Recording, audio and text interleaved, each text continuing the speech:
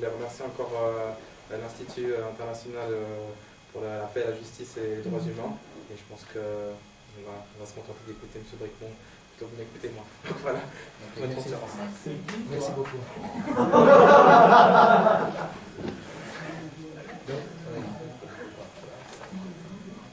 Merci de l'invitation.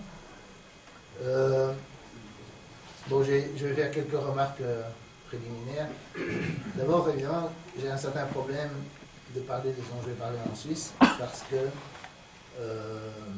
en fait, moi je suis assez d'accord avec la politique étrangère de la Suisse. Et en fait, ce que je défends en Europe, c'est la politique étrangère de la Suisse, c'est-à-dire la non-intervention. C'est-à-dire la politique de non-intervention, de ne pas envoyer de troupes en dehors de leurs frontières. Et donc c'est peut-être inutile ce que je vais dire ici, mais quand j'en ai parlé à David, il m'a dit oui, mais c'est un milieu très cosmopolite, Genève, etc. Et donc ça intéressera peut-être les gens, parce qu'après tout, vous avez une presse qui est pas très différente de celle qu'il y a en Europe.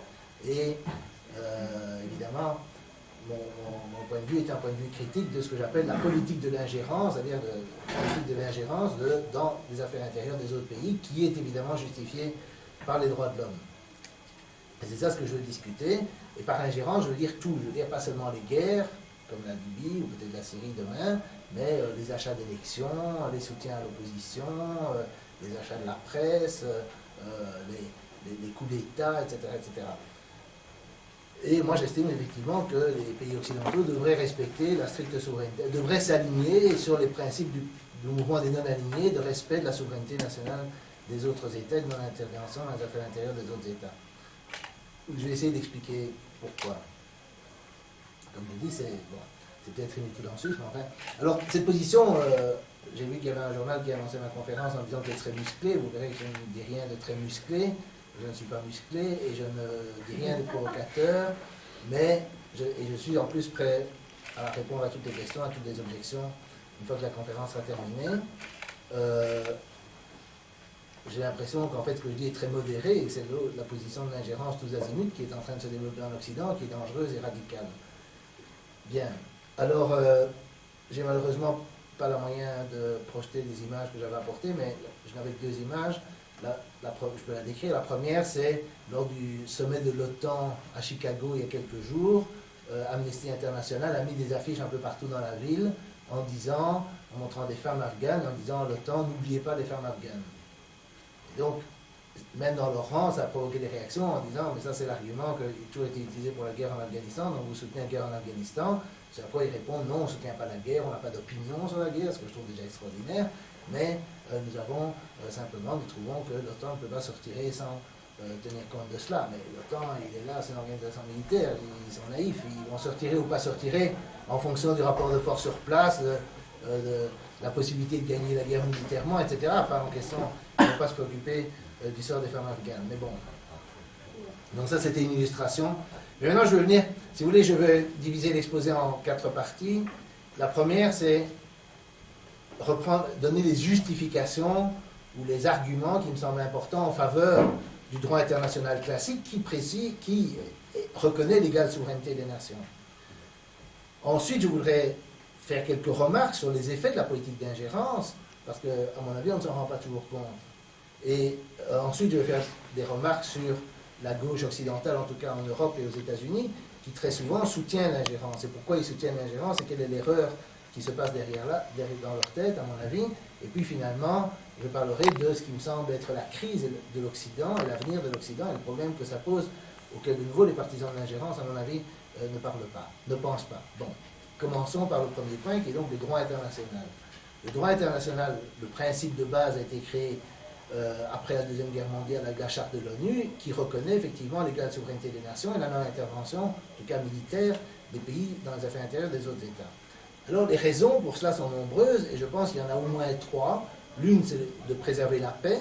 L'ONU a été créée avec, en principe, la mission d'éviter à l'humanité le fléau de la guerre. Donc le premier, c'est la paix. La deuxième, c'est l'égalité. Et la troisième, c'est la démocratie. Alors, prendre les valeurs que les partisans de l'ingérence mettent en avant. Le premier, c'est la paix. L'idée, évidemment, qui est issue de la Deuxième Guerre mondiale, c'est que la politique des minorités avait été utilisée par l'Allemagne nazie, si vous voulez, de façon à déstabiliser d'autres pays. L'exemple typique étant la Tchécoslovaquie et les Sudètes. Les Sudètes étaient une minorité germanophone et germanophile en Tchécoslovaquie, qui avait été annexée, si vous voulez, à l'époque du traité de Versailles, et qui en fait était en rébellion contre l'État tchèque. Et quand Hitler a annexé les Sudètes, c'est là qu'est la conférence de Munich, qu'on considère toujours comme étant le moment où l'Occident, enfin les démocraties se sont pliées face au totalitarisme, etc. Mais on peut très bien dire que, du point de vue des Sudètes à l'époque, l'intervention allemande était une intervention humanitaire parce qu'elle libérait les Sudètes de ce qu'ils considéraient comme le joug tchèque. Je ne veux pas prendre parti dans cette dispute qui, de toute façon, est dépassée, mais je veux faire simplement la logique du droit international, c'était d'empêcher les grandes puissances d'exploiter les problèmes des minorités dans les pays faibles, dans des fins qui pouvaient les déstabiliser et mener à la guerre. Ça a été la même chose avec la Pologne, avec le problème de Danzig, etc., et des minorités allemandes en général dans les pays de l'Est. Et donc, l'idée, c'était effectivement, on ne joue pas le jeu des minorités, comme l'ont fait les puissances, à mon avis, occidentales, lors de la guerre en Yougoslavie, qui ont joué les Bosniaques d'abord, et puis les Kosovars, etc. Le deuxième événement qui, pour moi, fonde le droit international, c'est peut-être un peu moins formel, mais c'est l'explosion, évidemment, du nombre de membres aux Nations Unies, qui est le résultat de la décolonisation. Je reviendrai sur la décolonisation, qui, pour moi, est le phénomène fondamental du XXe siècle, pas le communisme, pas le fascisme, mais la décolonisation, et qui, évidemment, a créé des pays dont le premier souci était que leurs anciens colonisateurs ne viennent pas s'ingérer dans les affaires intérieures, ce qui était un peu compréhensible, vu qu'ils avaient été ingérés pendant des décennies ou des siècles, dépendant des endroits.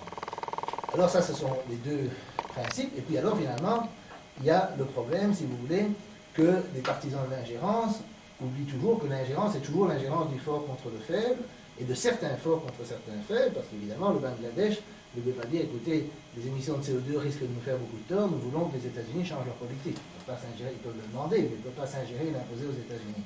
Seuls les pays forts peuvent imposer leur volonté aux pays faibles. C'est la nature même du principe d'ingérence, et personne dans les partisans de l'ingérence ne me dit jamais par quoi remplacer le droit international. Donc, dans les années 70, 80, etc., on a vu se développer le droit d'ingérence humanitaire, disant, voilà, il y a des violations des droits de l'homme, donc des pays civilisés, des pays développés, des pays occidentaux, on ça comme on veut, ont le droit de s'ingérer pour faire stopper ces violations des droits de l'homme, et c'est ça ce qui a justifié la guerre en Libye, qui justifie peut-être la guerre en Syrie demain, et peut-être en Iran après-demain. Et donc, évidemment, la guerre en Yougoslavie. Et donc, mais les gens ne me donnent jamais quel principe ils vont remplacer le droit international classique. Parce qu'on peut avoir un principe de non-ingérence, je ne vois pas comment on va faire un principe d'ingérence, parce que qui va s'ingérer? Je dis c'est les États puissants. Mais ce n'est pas que les États puissants. Prenez par exemple le Bahreïn aujourd'hui. Il y a des rébellions au Bahreïn, il y a une majorité chiite qui est en rébellion contre une direction qui est sunnite. Si la Russie décidait d'intervenir pour soutenir les chiites et renverser le régime, si suite à cela, les chiites en Arabie Saoudite faisaient sécession, et c'est là que se trouve le pétrole, vous auriez une masse de pétrole qui subitement échapperait au contrôle de l'Occident. Vous êtes sûr que vous avez une guerre nucléaire, une guerre généralisée en quelques jours. Donc la simple possibilité de maintenir la paix est non seulement liée à la non-ingérence de certains États puissants qui pourraient, sur un plan strictement militaire, s'ils le voulaient, s'ingérer dans les affaires d'autres pays, mais qui ne le font pas parce qu'ils ne sont pas fous, et ils se rendent bien compte qu'il ne faut pas faire tout sauter. Mais les Occidentaux se comportent, et à mon avis c'est très dangereux, la situation actuelle est très dangereuse, parce qu'ils se comportent comme si, parce qu'ils représentent soi-disant les droits de l'homme, ils peuvent tout se permettre et il n'y a aucune règle. Donc je pense que le premier point c'est la paix. Le deuxième problème c'est la question de l'égalité.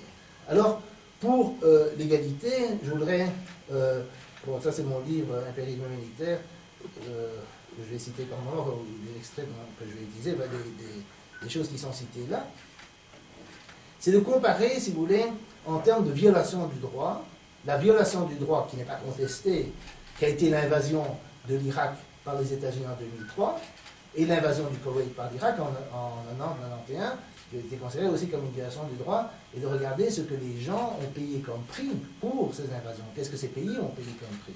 D'accord? Alors pour ce qui est de l'Irak, il y a eu les sanctions qui ont été imposées entre 1990 et 2003, et en fait qui ne sont terminées qu'avec l'invasion. Le coordinateur de l'ONU pour l'aide, donc il y a eu une période où il y a eu une aide humanitaire, soi-disant, à l'Irak, qui était autorisée malgré des sanctions, qui étaient absolument terribles.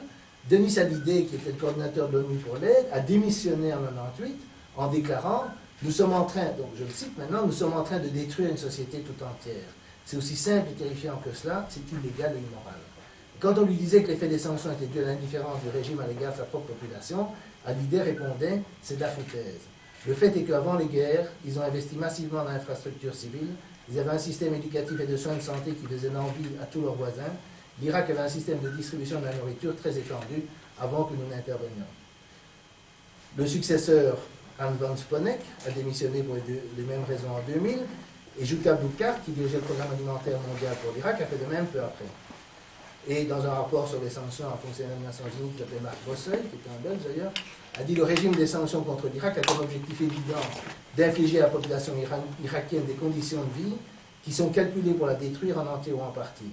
Il n'est pas important que cette destruction physique délibérée ait pour but officiel de la sécurité de la région. Une fois qu'il avait des données montrant que des milliers de civils mouraient, des centaines de milliers allaient mourir dans l'avenir, si le Conseil de sécurité continuait les sanctions, ces morts n'étaient plus un effet collatéral non désiré. Le Conseil de sécurité était responsable de toutes les conséquences connues de ces actions. Les organes qui exécutaient ces sanctions ne peuvent être absous de l'intention de détruire le peuple irakien. L'ambassadrice des États-Unis auprès des Nations Unies l'a en fait admis. Lorsqu'on lui demanda si un demi-million de morts en valait la peine, elle répondit « Nous pensons que cela en vaut la peine ». C'était Madeleine Albright. C'était Madeleine Albright. Les États qui imposent les sanctions pourraient soulever des questions dans la Convention sur le génocide. Ça, c'est la citation de ce fonctionnaire des Nations Unies. Madeleine Albright, entre parenthèses, était invitée par Amnesty International à la conférence qu'ils ont faite sur les femmes afghanes lors du sommet de l'OTAN à Chicago. Donc, ça vous donne une perspective générale, si vous voulez, sur les deux poids, deux mesures dans le droit international. Vous avez un pays à qui on impose des sanctions à cause de l'invasion du Koweït pendant 13 ans, à cause de destruction d'armes de destruction massive qui n'existent pas, mais enfin bon. Les États-Unis, sanctions pour l'invasion de l'Irak, qui est illégale, qui est au moins aussi illégale que l'invasion du Koweït, rien. Ils se sont eux-mêmes ruinés, ça c'est vrai, mais sanctions, rien. Impossibilité pour la communauté internationale d'imposer des sanctions. Impossibilité même d'en parler, la question n'est pas soulevée. Elle n'a jamais été soulevée à propos, pendant la guerre du Vietnam, on reviendra de la guerre du Vietnam. La guerre du Vietnam n'a jamais été soulevée à l'ONU. D'accord? Donc, vous avez dans le, disons, vous avez déjà dans la situation actuelle du droit une inégalité, on parle d'égale souveraineté des nations, mais il y a une inégalité massive, si vous voulez, que évidemment le droit d'ingérence qui permet de donner le droit aux États puissants de s'ingérer dans l'extérieur des États faibles ne ferait que renforcer. Et puis finalement, vous avez la question de la démocratie, parce que quand je parle d'ingérence, on me dit oui, mais c'est la communauté internationale qui doit intervenir. Alors, c'est assez intéressant de voir quelle était la position du mouvement des non-alignés. Donc le mouvement des non-alignés, c'est un mouvement qui a été créé dans les années 50, essentiellement pour soutenir la décolonisation, mais qui regroupe aujourd'hui la majorité de l'humanité en réalité, qui est la position aussi de la Chine, et qui se sont réunis en février 2003, c'est-à-dire quelques semaines avant l'invasion de l'Irak par les États-Unis, et qui ont déclaré entre autres ceci. Les chefs d'État, donc je cite maintenant, les chefs d'État ou de gouvernement réaffirment l'engagement du mouvement pour renforcer la coopération internationale afin de résoudre les problèmes internationaux ayant caractère humanitaire, en respectant pleinement la Charte des Nations Unies, et à cet égard, ils réitèrent le rejet par le mouvement des pays non alignés du soi-disant droit d'intervention humanitaire qui n'a aucune base dans la Charte des Nations Unies ou dans le droit international. C'est difficile d'être plus clair. Ils ont dit ça 3 semaines de l'invasion de l'Irak par les États-Unis en 2003. Et donc, vous voyez que l'opinion en fait mondiale s'oppose à ce droit autoproclamé que l'Occident se donne, et c'est assez paradoxal de faire des guerres au nom de la démocratie quand on est en contradiction avec l'opinion de la majorité de l'humanité. Évidemment, l'Occident dira mais ça, ce sont des dictatures, mais c'est pas vrai, ce ne sont pas toutes des dictatures. Les pays latino-américains, dans l'immense majorité, ne sont pas des dictatures, et ils sont sur cette position, par exemple. Et donc, ça c'est les 3 points, si vous voulez, en ce qui concerne la question directe du droit la logique du droit international. Maintenant, je voudrais aussi attirer l'attention sur les effets de la politique d'ingérence. D'accord? Et là, je vais me mettre dans la perspective de la politique américaine depuis la guerre. Parce que les États-Unis ont décidé depuis la guerre de s'ingérer partout, tout le temps. Il n'y a pas une élection, il n'y a pas un changement de président, une révolution, un coup quelque part, sur lequel ils n'ont pas immédiatement leur avis. Vous avez la presse américaine, etc., etc. Ils donnent leur avis, ils apportent du soutien, ils donnent de l'argent, etc. Bon. Alors d'abord, il faut se rendre compte, quand on parle par exemple des morts dans la guerre en Libye, en Syrie, etc., des morts directes de la politique d'ingérence. J'ai écrit un petit article qui est sur des sites alternatifs, par exemple sur le Grand Soir, aujourd'hui pour faire remarquer que on ne célébrera pas plutôt le 50e anniversaire cette année-ci de ce que Noam Chomsky appelle l'invasion américaine du Sud-Vietnam. À partir de 1962, Kennedy a envoyé l'aviation américaine bombarder le Sud-Vietnam pour essayer de mettre fin à une insurrection qui s'opposait à un gouvernement qu'ils avaient eux-mêmes installé au Sud-Vietnam après les accords de Genève en 1954. Donc, on est dans la ville de ces accords. Ce qui s'est passé, donc, pour vous rappeler l'histoire rapidement, c'est que pendant la guerre de 40-45, le Vietnam, qui était une colonie française avant-guerre, enfin toute l'Indochine, était entre les mains des Japonais. À la fin de la guerre, avec la chute de l'Empire japonais, les Français ont tenté de reconquérir cette colonie qui s'était en partie libérée, et il y a eu une guerre qui a duré jusqu'en 1953-1954 avec la défaite de Dien Bien Phu, qui était une défaite donc, de l'armée française. Ils ont été forcés de négocier, ils ont partagé le Vietnam en deux, qui était un partage plus ou moins artificiel, mais avec promesse d'élections qui permettrait de réunifier le pays. Les États-Unis sont opposés à ce qui est de ces élections, parce que, disaient-ils, les communistes les gagneraient, c'est ce que disait Eisenhower dans ses mémoires, et ça a mené à un État, si vous voulez, qui était face à une insurrection sud-vietnamienne et qui risquait de s'effondrer. Et c'est comme ça qu'a commencé la guerre du Vietnam, c'est avec l'appui du gouvernement américain à ce gouvernement sud-vietnamien, et pas avec un conflit, comme c'est souvent présenté, avec le Nord-Vietnam. Mais enfin, bon, je voudrais dire que, je dis, c'est quelque chose qui a disparu de l'histoire officielle. On n'a pas de devoir de mémoire à cet égard, on n'a pas de loi mémorielle pour empêcher le révisionnisme massif dans la culture à l'égard de cela. Et quand on parle quand on cette guerre du Vietnam, si vous voulez, ça fait des millions de morts, ça détruit des pays entiers et ça fait des millions de morts. Vous avez aussi des morts par centaines de milliers, c'est pas des millions, lors de l'embargo de l'Irak, lors de la guerre en Irak, lors de toutes les guerres de l'Afrique australe, où l'Afrique du Sud était, on oublie tout le temps ça, parce que maintenant Mandela est devenu un héros en Occident, mais à l'époque où il était en prison, les États-Unis et l'Occident en général soutenaient à fond l'Afrique du Sud. Vous avez des morts en moins grand nombre, mais liés au conflit du Moyen-Orient avec Israël. Vous avez des guerres en Amérique centrale qui ont de nouveau fait énormément de morts et qui ont été, où de nouveau les gouvernements ont été soutenus par les États-Unis. Donc il faut prendre la perspective de l'impérialisme, et je ne parle pas de l'époque coloniale, l'époque essentiellement de la décolonisation, de la période de l'après-guerre. Alors vous avez, par exemple, vous avez aussi ce que j'appelle tuer l'espoir. Ça, c'est un problème un peu plus compliqué, mais ce que je maintiens, ça je l'explique plus en détail dans le livre, c'est que la politique américaine a consisté essentiellement à empêcher de façon répétée dans le tiers-monde l'émergence de mouvements réformistes, j'insiste là-dessus, pas révolutionnaires, pas radicaux, qui essaient de faire des réformes sociales dans les pays qui en avaient grandement besoin, où, par exemple, les matières premières n'étaient pas entre les mains du gouvernement ou de l'État et étaient la propriété de puissances étrangères qui en faisaient ce qu'ils voulaient, où il y a des problèmes sociaux immenses liés à des problèmes de latifundia, de propriété publique, etc., et où ces pays, en fait, voulaient récupérer soit le contrôle sur leurs matières premières, soit protéger jusqu'à un certain point leur force de travail, soit faire des réformes sociales qui auraient été considérées, en fait, comme normales en Europe, et qui ont été faites il y a très longtemps dans les luttes antiféodales, si vous voulez. Les États-Unis s'y sont opposés systématiquement, et je vais donner deux exemples qui me paraissent importants, c'est Mossadegh et Arbenz, parce que pour moi, ce sont des tournants dans l'histoire du Moyen-Orient et l'autre de l'Amérique latine. Mossadegh était le premier ministre iranien de 51-53, je crois, qui a voulu nationaliser le pétrole iranien, qui était entre les mains des Anglais à l'époque, et où on payait, je ne sais pas s'ils payaient quelque chose, pendant rien ou presque rien, pour le pétrole qu'ils extrayaient du sol iranien. Et ça a été un des premiers mouvements qui essayaient de le nationaliser. Les Anglais à ce moment-là étaient en déclin, ils ont fait appel aux États-Unis, les États-Unis ont envoyé des agents qui ont rapidement renversé Mossadegh. Et ils ont rétabli le pouvoir du Shah, qui est resté là jusqu'à la révolution iranienne de 79, qui a mis au pouvoir ce qu'on appelle aujourd'hui les mollahs. Enfin, le pouvoir des mollahs, ou les ayatollahs, ou je ne sais pas quoi. Et donc c'est très marrant, enfin je ne sais pas si vous lisez souvent la presse sur l'Iran, enfin, moi en tout cas je ne vois jamais mentionner Mossadegh. Ça c'est quelque chose, si vous voulez, qui a disparu de l'histoire occidentale. Je pense qu'en Iran tout le monde se souvient de lui, et en Occident personne. Pourquoi? Ben parce que c'est la source du problème. Peut-être que s'il était resté au pouvoir, l'Iran moderne serait tout à fait différent. C'était la même chose. D'ailleurs, ils ont voulu après, l'agent qui s'appelait Kermit Roosevelt a été en Syrie. Il voulait déstabiliser la Syrie, mais la Syrie était déjà une dictature. Maintenant, vous voyez ce qui se passe, mais bien. Et justement, parce que l'Iran était plus démocratique, c'était beaucoup plus facile de l'infiltrer, de le renverser. Et il a échoué en Syrie. Et d'une certaine façon, quand on dit dictature, mais il y a un principe de sélection naturelle, artificielle plutôt, qui fait que, comme les Occidentaux arrivent à subvertir la démocratie, il y a les dictatures qui restent, parce qu'il y a des dictatures qui savent se défendre. Et finalement, c'est en Irak, à l'époque du Baz, qu'on a nationalisé le pétrole.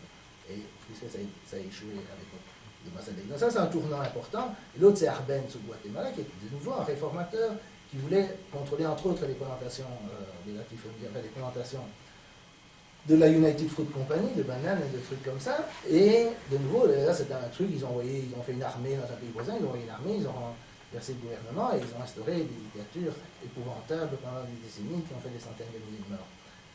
Et de nouveau, mais Arbenz était vraiment quelqu'un de très réformateur. Alors si vous pensez que ça c'est de l'histoire ancienne, d'abord si c'est de l'histoire ancienne à la Deuxième Guerre mondiale aussi, c'est de l'histoire ancienne, on en parle quand même tout le temps, mais ce n'est pas que de l'histoire ancienne parce que entre le 11 et le 14 avril 2002, il y a eu le coup d'État, un des coups d'État les plus éphémères de l'histoire au Venezuela, où on a des putschistes ont renversé, comment dirais-je, Chavez, qui avait été élu, mais il y a eu une révolte populaire assez rapide et ils ont été renversés et Chavez est revenu au pouvoir. Mais pendant cet éphémère coup d'État, donc de 3 jours, la présidence espagnole de l'Union européenne, bon ici moi je suis dans le territoire libre, je suis dans l'Union européenne, mais dans l'Union européenne, la présidence espagnole est arrivée à faire une déclaration qui est assez extraordinaire. Elle dit, la déclaration n'a pas été officialisée, mais ça a été trop vite pour qu'elle soit officialisée. Mais elle dit l'Union européenne, ça s'appelait l'Union européenne à l'époque, manifeste sa confiance dans le gouvernement de transition, c'est-à-dire les putschistes, en ce qui concerne le respect des valeurs et des institutions démocratiques, afin que la crise actuelle soit surmontée dans le cadre d'une concertation nationale et dans le plein respect des droits et des libertés fondamentales. Alors faire une déclaration pareille à l'égard de gens qui viennent de prendre le pouvoir par un putsch militaire, le respect des démocraties, c'est quand même assez spécial. Et donc ce n'est pas que Arbenz et Mossadegh qui sont de la vieille histoire. Alors je voudrais donner donc le premier point, c'est les morts directs. Le deuxième, c'est tuer l'espoir et les morts indirects que l'impérialisme implique. Et le troisième, c'est ce que j'appelle l'effet barricade. Alors l'effet barricade, c'est très facile à comprendre. Vous pensez au 11 septembre, au 11 septembre 2001. Donc vous avez 3000 morts, etc. Vous avez des attentats terroristes, etc. Bon, de toute façon, moi, comme j'accepte ce qu'on appelle le récit officiel avec des nuances, mais disons, je ne vais même pas poser de questions sur le récit officiel, acceptons-le. C'est pas ça la question là, l'argument. Après ça, vous avez des mesures de sécurité surréalistes. Encore quand je suis ici, bon, j'avais les contrôles aéroports, je me dis tout ça c'est à cause de Bin Laden, etc. Bon. Mais aux États-Unis, c'est surréaliste. Vous avez des mesures, vous avez le Patriot Act, vous avez des gens qui ont été mis en prison, sans charge, des gens qui avaient donné un peu d'argent à une organisation pro-palestinienne, etc., qui sont poursuivis. Je connais même indirectement quelqu'un qui risque 15 ans de prison pour des contacts, soi-disant, avec le Hamas ou avec d'autres trucs comme ça. Bon, donc, les mesures répressives surréalistes, 2 pays envahis, des centaines, l'Afghanistan et l'Irak, suite à cela, des centaines de milliers de morts. Je veux dire, quand on discute avec les partisans des États-Unis, vous dites, on comprenait, le 11 septembre, quel traumatisme, etc., etc. Bien. Alors évidemment, on a évidemment le même genre d'argumentaire avec Israël. Bon. Mais maintenant, imaginez qu'il y a 11 septembre tous les jours, pendant 5 ou 10 ans. Tous les jours, le nombre de morts. D'accord? On arriverait au niveau de perte de l'Union soviétique pendant la Deuxième Guerre mondiale. Si vous dites, mais vous comprenez bien qu'après ça, l'Union soviétique était traumatisée et la politique pendant la guerre froide de l'Union soviétique était compréhensible en termes de défense. Ils ne voulaient pas être réenvahis, ils ne voulaient pas être réattaqués. Ils étaient peut-être parano, mais ils avaient des raisons d'être parano. Ou que vous preniez ça, pour la plupart des pays du tiers-monde qui, quand ils se sont émancipés du joug colonial, ont eu une réaction de renfermement. La Chine, à l'époque de Mao, le Vietnam après la fin de la guerre, etc. On me dit qu'on les comprend pas, mais alors il ne faut pas comprendre les Américains, on est tous humains. Alors si les uns peuvent être parano, avoir des mesures répressives, et en plus se permettre, parce qu'ils ont la possibilité de s'attaquer à d'autres pays, ce que les autres n'ont pas fait réellement, enfin, l'Union soviétique on peut discuter, mais par la Chine et le Vietnam, alors évidemment, ça c'est ce que j'appelle l'effet barricade. Si vous avez une alliance atlantique aujourd'hui qui dépense 1000 milliards de dollars par an, 1000 milliards de dollars en dépenses militaires, malgré la crise, etc., alors vous ne pouvez pas reprocher aux Chinois, aux Russes, aux Iraniens, aux Syriens, etc., de s'armer. Et il faut comprendre, ça je veux dire, ce que fait l'effet barricade, c'est que l'effet de l'impérialisme est de faire peur aux autres, et les autres ont peur pour de bonnes raisons. Si nous avons peur pour de bonnes raisons du terrorisme, eux ils ont raison d'avoir peur alors des puissances occidentales. Et donc ça c'est un troisième point, si vous voulez, ça c'est les 3 points donc, que j'estime être les résultats de l'ingérence. C'est que d'abord en nombre de morts c'est très élevé, l'indirect, le fait de saboter les possibilités de réforme, d'une part, évidemment, ouvre la voie aux révolutions, parce que si vous prenez Arbenz, par exemple, l'incident d'Arbenz a été très déterminant dans la formation politique de quelqu'un, je ne vois pas de t-shirt avec son effigie ici, mais il y en a beaucoup dans le monde, c'est Che Guevara. Che Guevara a été radicalisé par l'histoire d'Arbenz. Et donc, comme on rend les réformes impossibles, comme je dis toujours, si vous rendez les réformes impossibles, vous vous étonnez qu'il y ait des révolutions. Bien. Alors, sur l'égalité, oh oui, c'est quelque chose que j'ai oublié de dire aussi, parce que c'est la Cour pénale internationale. Quand on a créé, ça c'est aussi une question du droit, à propos du droit international, c'est ce que j'aurais dû dire plus tôt, mais je vais le mentionner maintenant. C'est la Cour pénale internationale, donc ça c'est un truc qui a suscité énormément d'enthousiasme, particulièrement chez les gens qui se voient comme progressistes, on va punir les méchants, etc., etc. Le problème des cours internationales, par opposition au droit international qui règle les relations entre États, c'est qu'il n'y a pas de police internationale qui permette d'arrêter les gens. Si, aux États-Unis, par exemple, les dirigeants d'Enron sont finalement en prison, ou si Madoff est finalement en prison, etc., c'est parce que malgré tout, aux États-Unis, malgré ce qu'on pourrait appeler la justice de classe ou des choses comme ça, il y a une police, et que si un malfrat est suffisamment malfrat, même s'il est haut placé, la police peut l'arrêter. Mais dans l'horreur internationale, c'est simplement impossible. Alors si on s'étonne que la Cour pénale internationale s'attaque à des gens qui sont peut-être criminels, cruels, barbares, etc., mais qui sont aussi faibles, et qui ont perdu dans les guerres, parce que c'est comme ça qu'on les arrête et qu'on les transfère à la Cour pénale internationale, il ne faut jamais oublier que c'est inconcevable que des dirigeants israéliens ou des dirigeants américains soient amenés dans la Cour pénale internationale. Pour ce qui est des Américains, il faut savoir qu'ils ont voté ce que, dans les milieux pacifistes américains, on appelle ironiquement l'acte d'invasion des Pays-Bas. Ils ont voté une loi disant que si des soldats américains ou des citoyens américains étaient traînés dans la Cour pénale internationale, ils iraient les libérer militairement. Et comme je ne m'attends pas à ce que les Pays-Bas fassent la guerre aux États-Unis, ça veut dire qu'ils ne sont simplement pas arrêtés. Et pour les Israéliens, il y a un exemple très comique en Belgique, c'est qu'on a voté une loi de compétence universelle. C'est-à-dire que la Belgique, dans sa grandeur, allait poursuivre tout le monde dans le monde entier, tous les gens qui violaient les droits de l'homme. Et ça a été applaudi par toute l'opinion, parce que voilà, l'Empire belge avait enfin réglé les problèmes du monde entier. Bon. Et il y a des petits rigolos qui ont dit, tiens, pourquoi on ne s'attaquerait pas à Sharon? Et pouf, tout s'est effondré, tout le soufflet est retombé, etc. On n'avait pas à s'attaquer à Sharon, on a changé la loi pour plus avoir dans les embêtants qui viennent nous parler de Sharon. Bon. Donc ça montrait d'une certaine façon l'absurdité de cette histoire qui ne tient pas compte des rapports de force.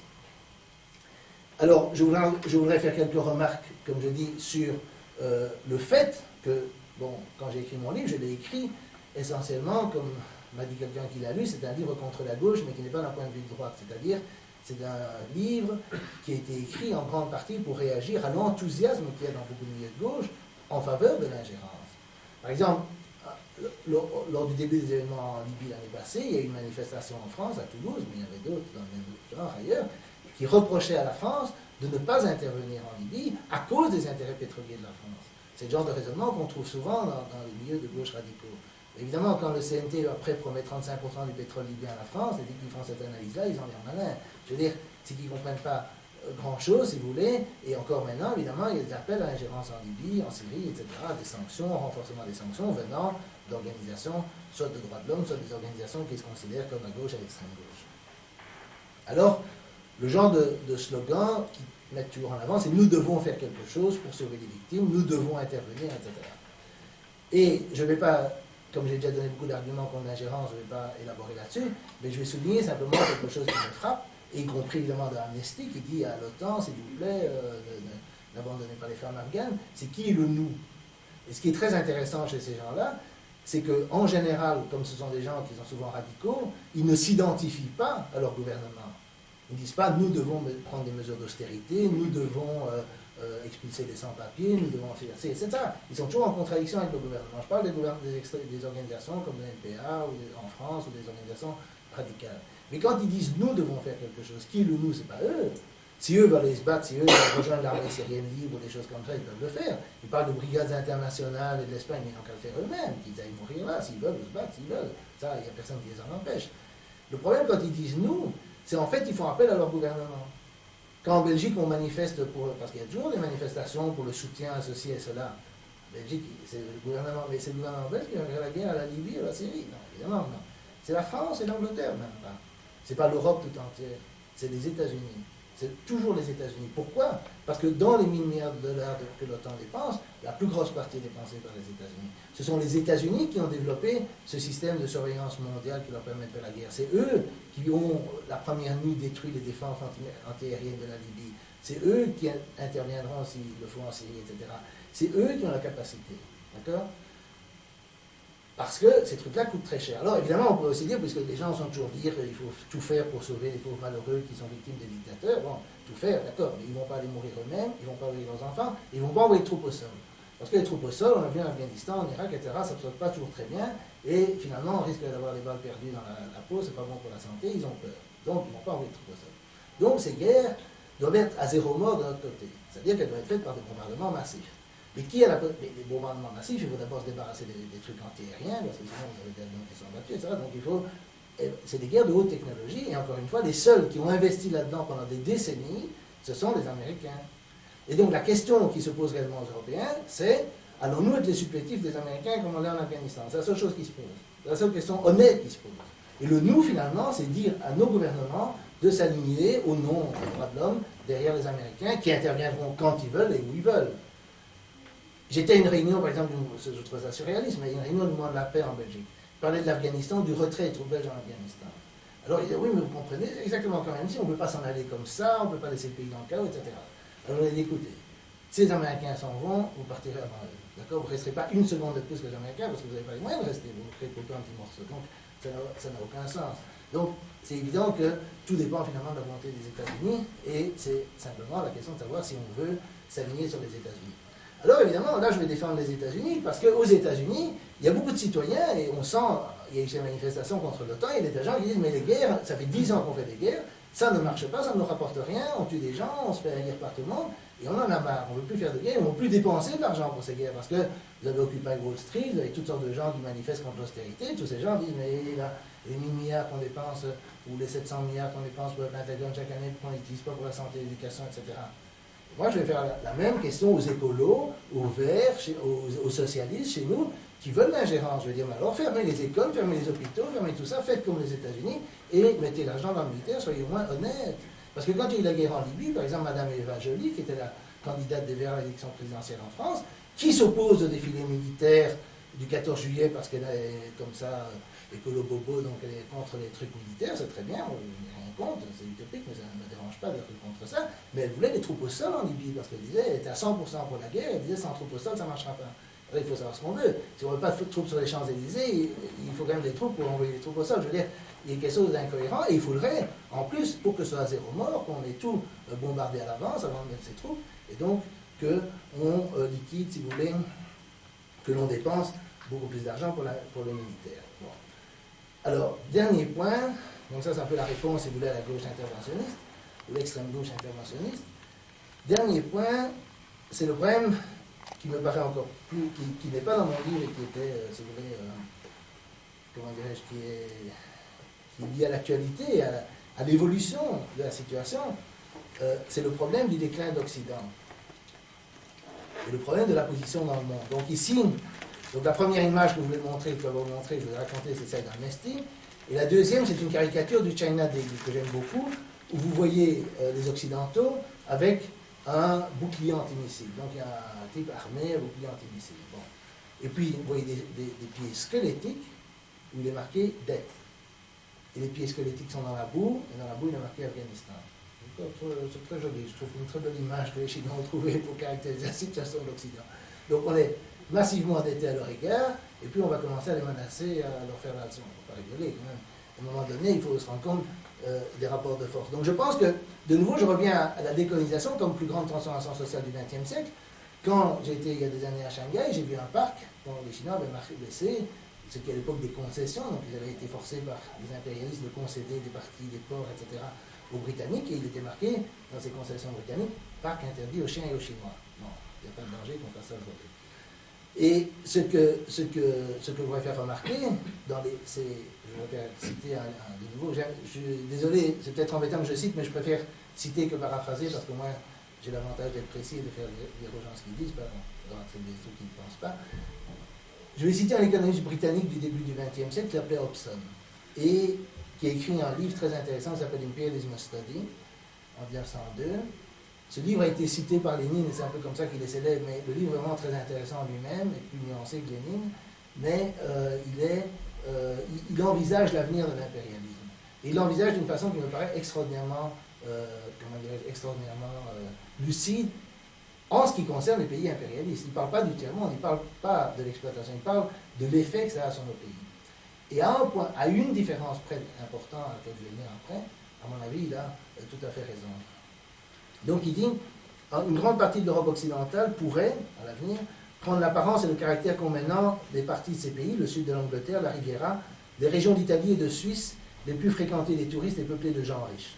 À savoir, d'une petite poignée de riches aristocrates, recevant des dividendes et des pensions du lointain Orient, avec un groupe un peu plus nombreux d'employés professionnels et commerçants, et avec un nombre plus important de domestiques et d'ouvriers occupés dans les transports et dans l'industrie travaillant à la finition des travaux manufacturiers.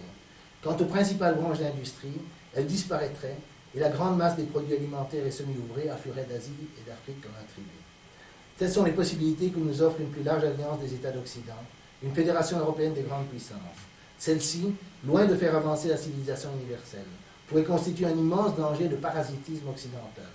Détacher un groupe à part de nations industrielles avancées, dont une classe supérieure recevrait un énorme tribut de l'Asie et de l'Afrique, et entretenir, à l'aide de ce tribut, de grandes masses apprivoisées d'employés et de serviteurs, non plus occupés à produire en masse des produits agricoles et industriels, mais rendant des services privés ou accomplissant sous le contrôle de la nouvelle aristocratie financière des travaux industriels de second ordre.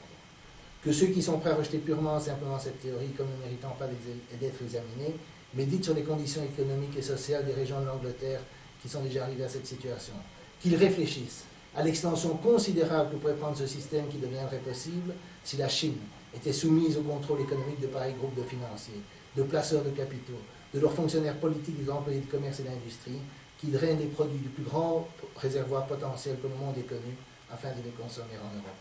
Alors après, il dit qu'évidemment la situation est trop complexe et qu'on ne peut pas prédire l'avenir, mais je voudrais rapporter cet extrait à un article récent du New York Times, enfin de janvier de cette année, qui raconte une rencontre, quand il était vivant, forcément, entre Obama et Steve Jobs. Et Obama demande à propos d'Apple. Il dit, pourquoi est-ce que le travail d'Apple ne peut pas être fait ici, c'est-à-dire en Amérique? C'est d'ailleurs assez intéressant de voir que Steve Jobs, on va promener Obama, on se demande qui a le pouvoir. Mais bon. Et Steve Jobs dit, ces emplois ne reviendront pas. Et puis l'article du New York Times continue. Il explique qu'Apple devait faire un travail en urgence. Là, donné un coup de fil à une usine, un sous-traitant en Chine qui s'appelle Foxconn. Et ils ont réveillé 8000 ouvriers dans les dortoirs, ils ont donné un biscuit, une tasse de thé, ils ont fait travailler 12 heures d'affilée, après quelques heures ou quelques jours, les produits d'Apple, iPod ou je ne sais pas quoi étaient produits en quantité suffisante. Et les conseillers d'Obama, dans l'article, disent, si c'est ça le capitalisme, on devrait être préoccupé. Si c'est ça comment dirais-je, ils disent aussi que dans le temps, je ne sais pas si c'est vrai, que dans le temps, les patrons avaient un certain respect pour leurs travailleurs, etc. en Occident, mais que maintenant, c'est simplement le profit, c'est les eaux glacées du calcul égoïste, comme disait Marx à propos du développement du capitalisme, et qu'il n'y a plus que ça qui compte. Bon. Alors le grand problème, c'est ceci. C'est que ça correspond tout à fait à ce que dit Hobson. On fait produire les choses, on a des détenteurs de capitaux, donc Apple, on fait produire les trucs en Chine, on les consomme en Europe ou aux États-Unis, et encore plus aux États-Unis qu'en Europe, et on a ce parasitisme occidental. Mais avec une très très grande différence, c'est que nous ne contrôlons plus le reste du monde, à cause de la décolonisation. Particulièrement, on ne contrôle pas la Chine, on ne contrôle pas l'Inde, on ne contrôle pas l'Amérique latine, etc. Et donc vous avez ce qu'on appelle les pays émergents. Et les pays émergents, évidemment, les pays émergents, ce sont des pays qui ont été, si on veut, colonisés ou semi-colonisés dans le temps, et qui maintenant, non seulement se sont débarrassés du colonialisme, mais en plus, à cause de ces histoires de transfert de capitaux et de volonté des capitalistes de gagner un maximum d'argent en payant un minimum de salaire, créent une situation totalement bizarre, où d'une certaine façon, c'est vrai qu'un nombre croissant de gens ici vivent d'une certaine façon de l'exploitation de ces pays, mais d'autre part, en termes de rapport de force entre pays, nous n'avons pas le rapport de force de maintenir ce rapport d'exploitation éternellement. Et donc je pense que notre situation d'occidentaux est dans une situation extrêmement précaire, parce que nous avons un non-développement non durable, c'est-à-dire nous avons une situation qui ne peut pas être durable parce qu'elle est basée sur une exploitation qui n'est pas fondée sur un rapport de force. Le rapport de force n'existe plus. Alors je vais terminer là-dessus en signalant que le problème de l'ingérence, de la politique d'ingérence, et de la folie à l'état pur. C'est-à-dire, au départ, quand j'ai écrit le livre, je pensais effectivement en termes des effets que ça avait sur le reste du monde, mais je pense que non seulement les effets sur le reste du monde sont terribles, mais aussi les effets, on peut gagner en Libye, on peut peut-être gagner en Syrie, mais si on prend les BRICS dans leur ensemble, si on prend l'Amérique latine, l'Asie dans son ensemble, etc., c'est évident qu'ils s'émancipent de nous, et c'est évident qu'eux n'ont pas envie de notre politique d'ingérence, et c'est évident qu'ils ont, par exemple, les Russes et les Chinois ont été roulés dans la farine dans l'affaire de la Libye, ils n'aiment pas ça, et on est l'Irak a fait ça aussi, on crée des contre-pouvoirs contre nous. Et on n'a pas le rapport de force pour contrer ces contre-pouvoirs. Donc nous sommes en train d'avoir une politique qui, du point de vue de l'intérêt de l'Occident, l'intérêt bien compris de l'Occident, est suicidaire. Évidemment, c'est très bien pour les détenteurs de capitaux, mais pour la population dans son ensemble, ça mène à une situation où on ne peut plus vivre que, pour le dire simplement, les gens perdent leur emploi, les emplois sont délocalisés, et puis ils ont des allocations de chômage, je ne sais pas, ou une pension, des trucs comme ça, et avec ça, ils peuvent acheter des produits bien bon marché venus de ces pays où on a délocalisé leur emploi. Et ça ne peut pas durer éternellement, sauf si ces pays étaient réellement colonisés, mais ils ne le sont plus. Et donc ça ne peut pas durer éternellement. Alors pour terminer sur la folie dans laquelle on est tombé, je vais citer une résolution qui a été adoptée par le Parlement américain, House Resolution 568, il y a quelques jours, enfin le 14 mai ici, qui est un vote d'une résolution à propos du nucléaire iranien. Et la résolution demande du président de considérer qu'il est inacceptable que l'Iran ait une capacité d'avoir des armes nucléaires, donc on ne parle pas de détention d'armes nucléaires, mais la capacité d'avoir des armes nucléaires, et l'opposition à toute politique qui se baserait sur l'endiguement uniquement pour faire répondre à la menace nucléaire iranienne. Donc l'endiguement, évidemment, ça veut dire la stratégie de la dissuasion. C'est ce qu'il y avait pendant la guerre froide, c'est l'arme nucléaire française, c'est ça, c'est de la dissuasion. L'arme nucléaire iranienne, évidemment, serait de la dissuasion de leur point de vue. Ils ne vont jamais l'utiliser en premier, ils seraient assassinés tout de suite. Donc, ils ne vont jamais l'utiliser en premier, mais on fait monter les enchères, on fait monter l'agitation. Évidemment, ce sont les organisations pro-israéliennes qui font ça, parce que eux-mêmes, à mon avis, ont des fantasmes sur le risque que ça représenterait pour eux, mais ils veulent l'hégémonie nucléaire au Moyen-Orient, et c'est de la pervers comme une bombe iranienne, et même le nucléaire civil iranien. Ils considéraient que c'est inacceptable. Et donc ils font voter aux États-Unis une loi qui lie les mains du président américain et qui l'oblige à adopter une politique dont la seule issue théorique, c'est la guerre. On peut espérer qu'il contourne la résolution et qu'il n'applique pas, mais la logique de la résolution, c'est la guerre. Parce que la logique de la résolution dit vous ne pouvez pas accepter même la capacité du nucléaire. La capacité nucléaire, c'est un truc très vague. Et vous ne pouvez pas non plus y faire face en disant on a beaucoup plus d'armes que vous et de toute façon, n'utilisez pas en premier, on ne peut pas faire du containment, on ne peut pas faire de l'endiguement, on ne peut pas faire de la dissuasion. Donc la solution, c'est la guerre. Alors c'est aussi assez comique que dans cette résolution, il s'engage, alors ça c'est quand même de nouveau un peu la folie de notre volonté de dominer le monde, de dominer le monde d'une certaine façon, il s'engage aussi à ce que les États-Unis défendent le caractère juif de l'État d'Israël. Et comme le fait remarquer Ron Paul, qui est un type de droite, mais c'est le seul malheureusement qui réagisse à ce genre de choses, il dit, la Constitution américaine dit que les États-Unis et leurs forces armées doivent défendre le territoire des États-Unis, mais pas la composition ethnique d'un autre État. D'accord ? Mais on est arrivé à un degré de folie tel que ils peuvent. Moi, je veux bien que. Ce n'est même pas la question de savoir si moi je veux ou pas que l'État d'Israël soit juif ou pas. C'est pas ça la question. C'est le degré de folie où on arrive à un État occidental qui vote une résolution qui décide la composition ethnique d'un autre État et de dire que les forces armées américaines doivent être engagées pour le défendre. Et idem, alors, indirectement, c'est vraiment lié à la menace sur l'Iran. Moi, je prétends que notre politique est incroyablement arrogante, qu'elle n'est acceptée par personne, qu'elle n'est pas basée sur un rapport de force que nous pouvons maintenir, qu'elle profite évidemment, à cause des localisations et des profits à court terme, à nos capitalismes, mais qu'elle va nous retomber dessus avant peu de temps.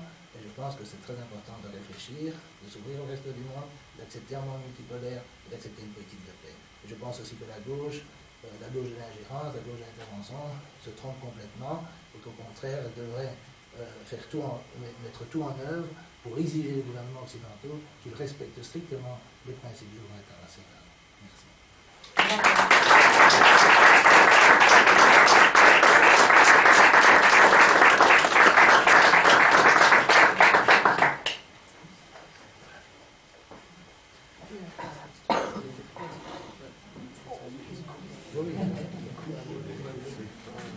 On fait juste 3 minutes de pause et puis après on peut faire une séance de questions pour ceux qui ont des questions. Donc préparez vos questions et on va reprendre avec ça.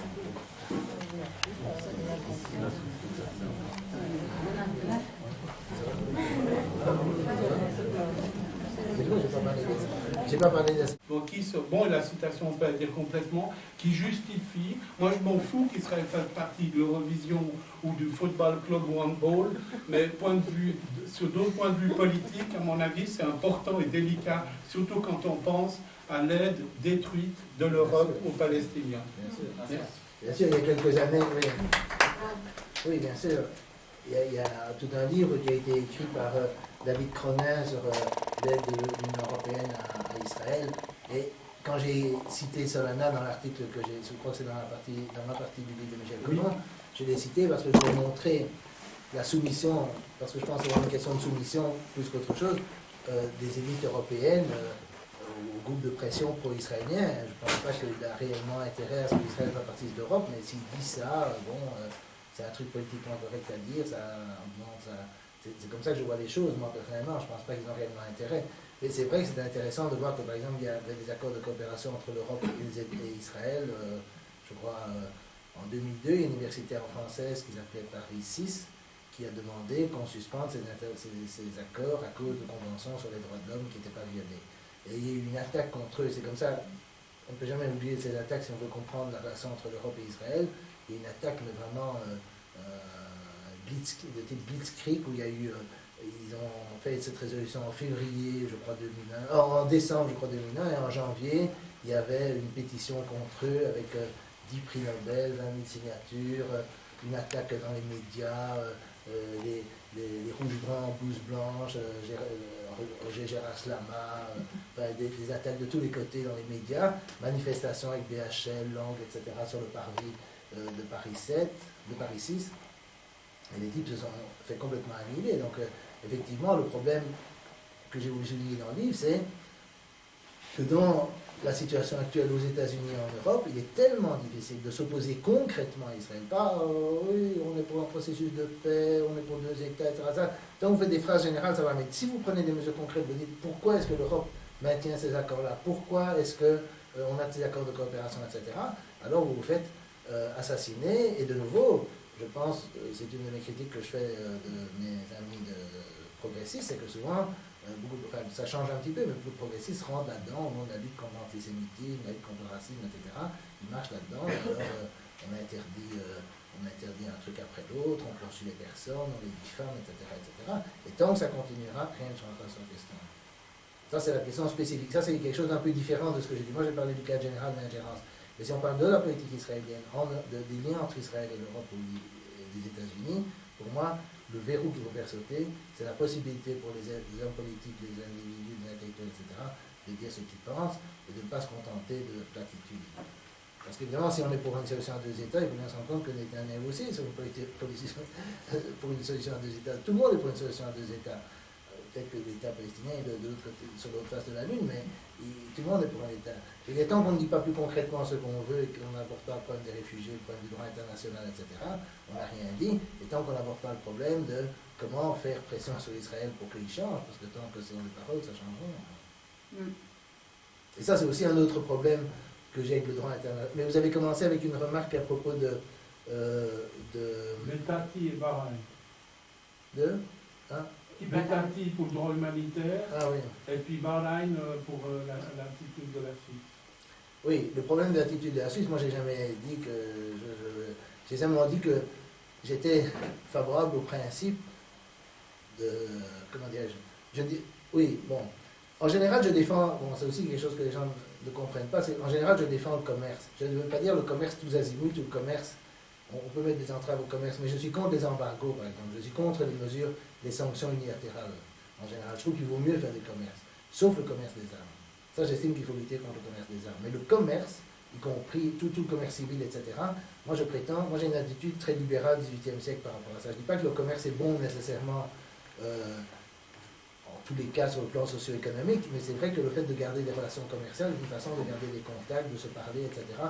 Ça, c'est une bonne chose par opposition aux embargos et aux sanctions. Je suis même contre la politique des sanctions, qui est nouveau souvent soutenue par les gens qui se pensent être progressistes, parce qu'ils pensent qu'il faut prendre des sanctions. Moi, je trouve que justement, il vaut mieux garder des relations économiques, mais pas des armes. Ça, c'est vrai. Monsieur d'abord. Non, d'abord.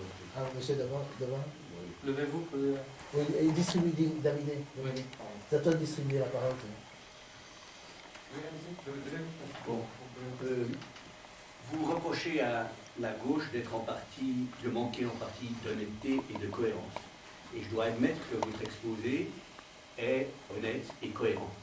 Et je vous félicite d'être honnête, je ne vous félicite pas d'être cohérent. Et je m'explique, c'est le sens de ma question. Comment voulez-vous une cohérence et l'absence de deux poids, deux mesures dans un monde où il y a deux principes aussi incompatibles que la souveraineté et les droits de l'homme. Je veux dire, comment, quelle position prendre face à Lincoln et à la question de la guerre civile américaine? Quelle attitude prendre face à l'apartheid?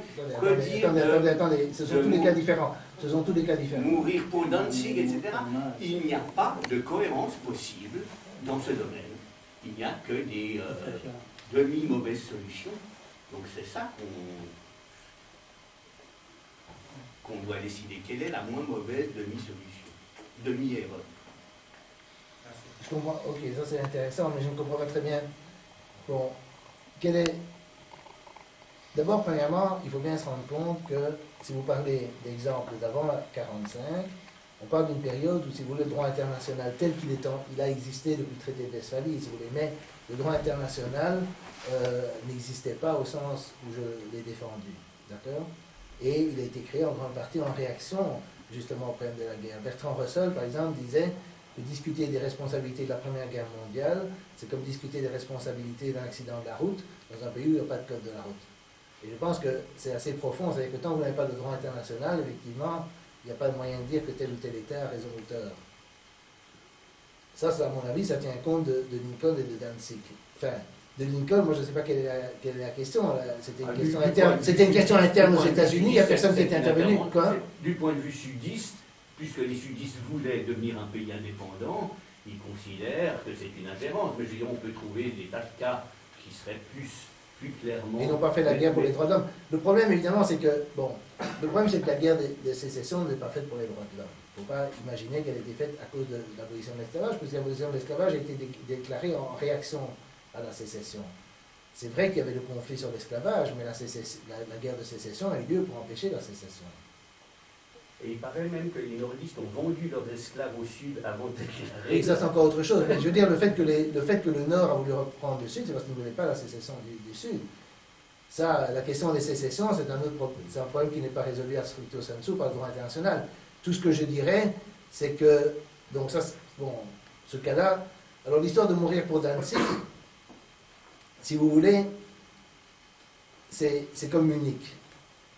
Donc Munich, c'est le moment où les Anglais, les Français acceptent avec les Italiens et les Allemands de négocier l'abandon des Sudètes, et puis vous avez le problème de Danzig. Et le problème de Danzig, il ne faut pas oublier, c'est vrai que Danzig, c'était une ville qui était en fait à 95%, je crois, germanophone, mais qui était d'une certaine façon entourée par la Pologne, en partie en Pologne. Et ça, c'est le problème, si vous voulez, du traité de Versailles. C'est-à-dire la façon dont le traité de Versailles a été négocié, quand il y a eu ce traité, Keynes a dit, en 1919, il a dit qu'un traité pareil, une nouvelle guerre dans 20 ans. Au moins que c'est un hasard, mais c'est une des rares prédictions en sciences sociales qui est vérifiée à la date près, quoi. Parce qu'il y a eu une guerre après dans 20 ans. Et je pense qu'on ne peut pas discuter de toutes ces questions, parce que les gens qui sont favorables à l'ingérence donnent toujours ces exemples-là pour justifier l'ingérence. Ils disent, voilà, on n'a rien fait à ce moment-là. D'abord, pour Danzig, c'est pas vrai qu'on n'a rien fait. Il ne faut pas oublier que la Deuxième Guerre mondiale a commencé, enfin, ce chapitre-là a commencé avec la déclaration de guerre de la France et de l'Angleterre à l'Allemagne. C'est pas l'inverse, c'est la France et l'Angleterre qui ont fait déclarer à l'Allemagne. Évidemment, ils n'ont rien fait, mais la question c'est que pouvaient-ils faire? Ce n'était pas si simple. C'est très facile a posteriori de dire militairement, ils ont dû faire ci, ils ont dû faire ça. Mais lancer des troupes, envahir l'Allemagne alors qu'ils ne pouvaient rien faire en Pologne même, c'était pas si simple. Et le problème, à mon sens, de pacifisme, il ne faut pas me traiter de pro-nazi, mais de pacifisme, c'est ceci. C'est que quand ils avaient mal foutu le traité de Versailles, ils ont été trouvés, il y a eu ce problème de Danzig, des Sudètes, mais après ils ont donné des garanties à la Pologne qu'ils ne pouvaient pas honorer. Donc quand il y a eu l'annexion de la Tchécoslovaquie, Chamberlain, qu'on a toujours critiqué pour les Sudètes, a changé d'avis. Le Premier ministre britannique, il a changé d'avis, il a offert des garanties à la Pologne. Il a dit on va défendre des garanties à la Pologne. Ce qui a rendu la Pologne, d'une certaine façon, très dure dans la négociation avec l'Allemagne. Or, il y avait des choses à discuter à cause du traité de Versailles. Je ne dis pas qu'ils auraient pu négocier avec Hitler, ça n'en sait rien. Mais le fait est qu'ils ont pris une position très dure qui a mené à l'invasion. Il y avait quelque chose d'absurde dans la position anglo-française, dans tous les cas, lors du traité de Versailles, et puis lors des garanties à la Pologne. Donc, moi, je dis ça parce que je ne suis pas d'accord. Je pense que la cohérence est importante. Et je pense, de nouveau, évidemment, vous pouvez dire que je suis utopiste, mais je pense qu'un monde de paix serait bien meilleur pour les droits de l'homme qu'un monde où une alliance militaire dépense 1 000 milliards de dollars par an pour faire peur à tout le monde, mettre des bases un peu partout et faire survoler l'espace aérien par tout le monde. Et quand je discute avec des gens qui sont pour la guerre et qui me disent qu'il faut agir dans l'urgence, je pourrais leur dire, ok, maintenant que la fille est partie, alors vous réfléchissez à quoi, vous parlez de quoi? Mais non, on va s'attaquer à la Syrie. Quand on sera attaqué à la Syrie, on va s'attaquer à l'Iran. Là, ils vont peut-être se casser la figure. Mais le problème, c'est qu'évidemment, en faisant ça, on a des faits barricades, c'est-à-dire qu'on a des coalitions qui se font contre nous. La Russie, la Chine, l'Iran, etc. Et s'ils s'attaquent à l'Iran, je pense que ça va vraiment aller très très loin. Or, c'est l'Iran qui est la cible, in fine, c'est pas la Syrie. Et donc, parce que c'est de nouveau la cible d'Israël, et que de nouveau, il y a un facteur qu'on ne peut jamais oublier dans cette affaire, il n'y a pas que l'idéologie des droits de l'homme, il n'y a pas que les intérêts économiques, il y a aussi la question du sionisme, qu'on ne peut pas négliger, et qui joue un rôle spécifique, il ne règle pas tout, mais il joue un rôle spécifique dans ces conflits. Et donc, moi, je maintiens mon plaidoyer en faveur de la paix, une politique de paix, une politique de désarmement, une politique de coopération, une politique de monde multipolaire. Non seulement elle va s'imposer à nous, quoi qu'on fasse, mais elle me paraît cohérente. Et l'apartheid, il n'y a personne qui avait la guerre. Le problème de l'apartheid, on ne peut pas utiliser l'apartheid, on ne peut pas utiliser le fait que des gens ont prôné le boycott d'apartheid, ça je ne suis pas contre, qu'on prône le boycott de l'apartheid. Mais l'apartheid a été soutenu par les États-Unis, par l'Angleterre, jusque pratiquement au bout. Donc on ne peut pas utiliser l'apartheid en disant, voilà, il faut être contre l'ingérence. Si vous êtes contre l'ingérence, ils auraient jamais dû soutenir l'apartheid, comme ils n'auraient pas soutenir Israël. Donc moi, je ne leur demande pas de s'ingérer pour soutenir les Palestiniens, je leur demande de plus s'ingérer pour soutenir Israël. Ouais. Oui, monsieur, d'abord. Je voudrais vous remercier encore une fois pour votre excellent exposé, qui était à mon sens honnête et cohérent, et de bonne vision de l'avenir. Et je vais vous dire pourquoi est cohérent. Car vous avez mentionné 3 facteurs, 3 mots-clés pour la paix, l'égalité, la démocratie. Je voudrais ajouter que la Charte des Nations Unies mentionne en premier lieu la coopération et la non-menace par la non-résolution des crises par la force, et ni s'abstenir de menacer par la force. Lorsque la question des droits de l'homme, on peut le résoudre, et là la cohérence, par la coopération et par le dialogue, c'est pas seulement 1000 fois, de loin mieux que par la guerre, par la violence, qui peut engendrer encore des violations plus graves, comme c'est le cas en Libye. Et je voudrais à cet égard ajouter que les Nations Unies, depuis 1970, lors de la 25e Assemblée des Nations Unies, a pris une résolution dans ce sens, d'inciter les États n'est pas former des militaires, n'est pas aider les mercenaires, n'est pas... Et c'est la résolution 26-25 du 25e anniversaire des Nations Unies. Donc, il précise bien que la formation des militaires pour s'ingérer dans des affaires d'un autre État, c'est prohibé par le droit international et c'est considéré comme agression. Et du point de vue juridique, agression, ça veut dire crime contre la paix. Et c'est la première chose que vous avez mentionnée pour la paix. Alors, c'est pour cette raison, il y a encore un facteur que vous l'avez mentionné indirectement, les sanctions économiques à propos de l'Irak. 13 années de sanctions économiques avec l'usage de l'uranium appauvri qui a tué pratiquement plusieurs millions de peuples irakiens et qui a permis à l'invasion de l'Irak. Et ceci pour vous dire que la politique, et là je vais vous poser la question concernant la résolution américaine, est-ce que vous ne trouvez pas qu'il y a des contradictions entre l'engagement des États-Unis d'Amérique auprès de l'Agence nucléaire de l'énergie à Vienne, et qui mentionne bien le droit à tous les États d'avoir des capacités, les sciences nucléaires pour des fins pacifiques, et empêcher la capacité d'avoir ces sciences. Donc, mais il y a une question de devoir de mesure. Et je me rappelle qu'une fois j'ai lu un article d'un conseiller juridique de Blair à l'époque, avant l'invasion de l'Irak, qui disait que l'Occident ne devrait pas avoir peur d'utiliser le mot deux poids de mesure, car les deux poids de mesure entre occidentaux, nous sommes pays démocratiques, mais contre les autres pays, il faut les massacrer. Et je vous remercie. Ouais. Ça, c'est le... Oui, je cite quelque part ce monsieur, c'était un des conseillers Blair qui disait que les États occidentaux devaient s'habituer, bon, avec des États postmodernes, comme il dit, les relations sont normales, etc., mais avec des États qui vivent encore dans la barbarie, il faut s'habituer aux méthodes du XIXe siècle, etc., etc. Bon, moi, je ne suis vraiment pas d'accord avec l'idée qu'il y a une contradiction entre le principe des droits de l'homme et le principe du droit international, parce que je pense que c'est simplement parce que, évidemment, comme j'ai été invité par des Nicaraguayens à parler à l'Assemblée générale de l'ONU, à propos de la responsabilité de protéger, j'ai dit, vous n'avez pas réussi, et j'ai donné tous les exemples des guerres américaines, à faire ce qui était votre mission principale, qui était de prévenir, d'épargner à l'humanité le fléau de la guerre. Et vous allez maintenant vous mettre une nouvelle tâche qui est de protéger les populations civiles, d'utiliser la guerre pour protéger les populations civiles, parce que c'est ça ce qui se passe, alors que vous n'avez pas résolu votre première tâche, mettez-vous pas une deuxième tâche qui est en contradiction avec la première, vous n'avez toujours pas réussi la première, on n'accepterait ça de personne. Et moi je ne suis pas d'accord qu'il y ait une contradiction, je pense qu'il y a un discours sur les droits de l'homme qui permet de légitimer une concentration de pouvoir à l'échelle mondiale entre les mains de certains pays, et que cette concentration de pouvoir en elle-même est hostile aux droits de l'homme dans ses effets structurels.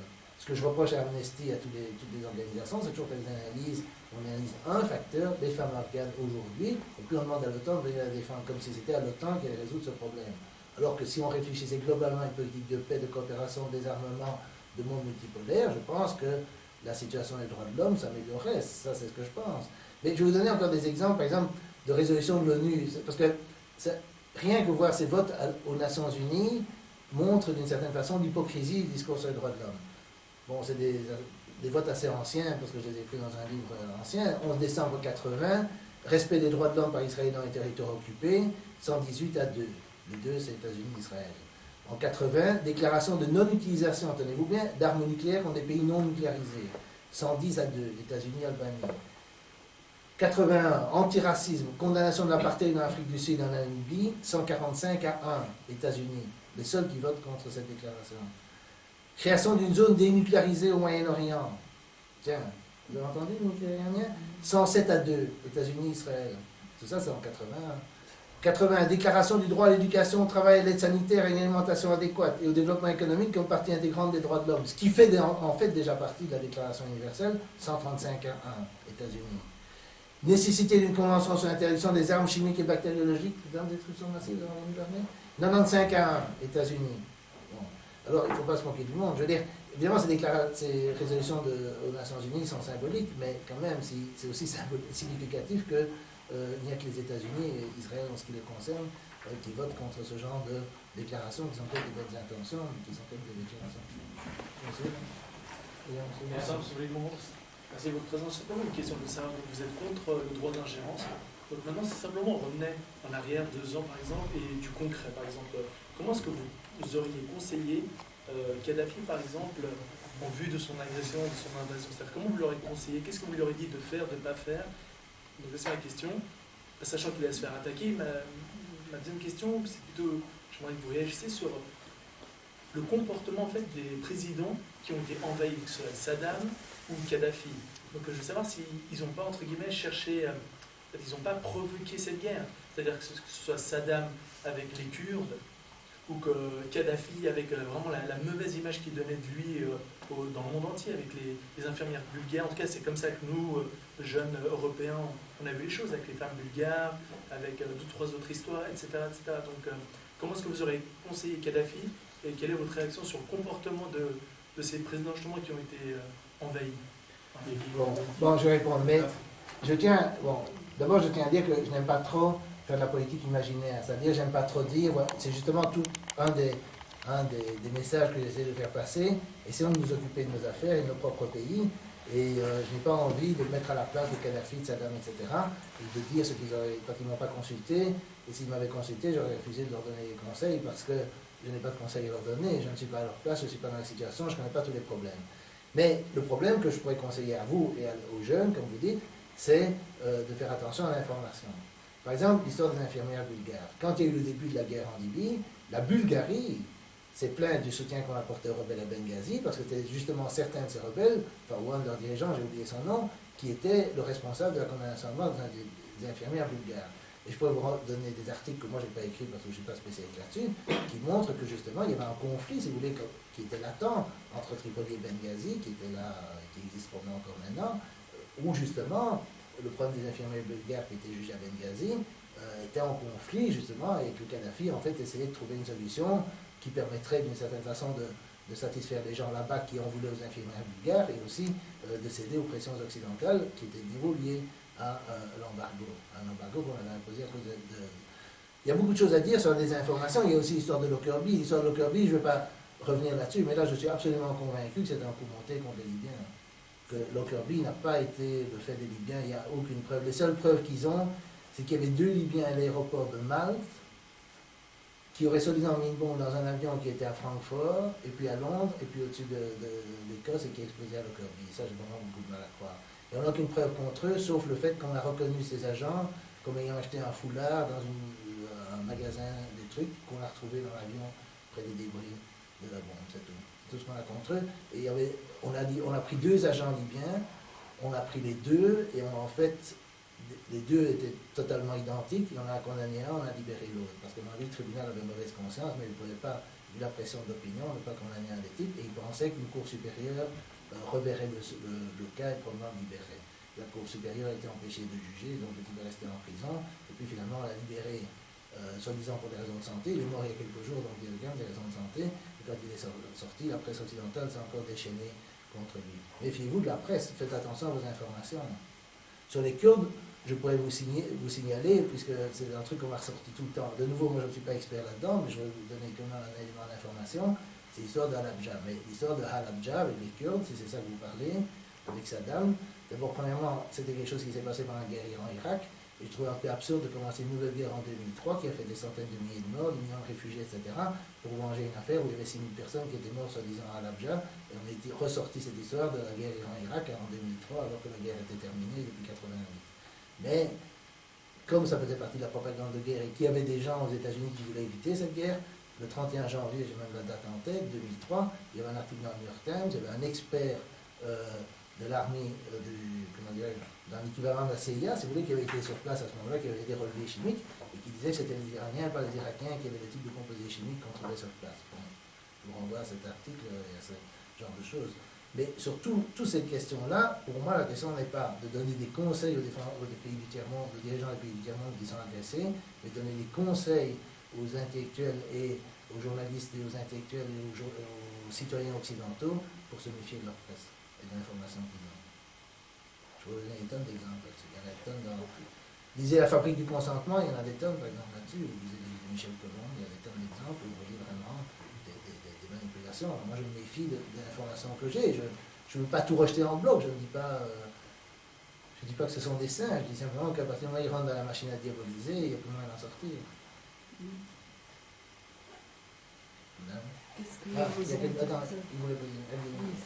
Qu'est-ce que vous en dites aussi par rapport à la Syrie, s'il vous plaît, par rapport à la Syrie?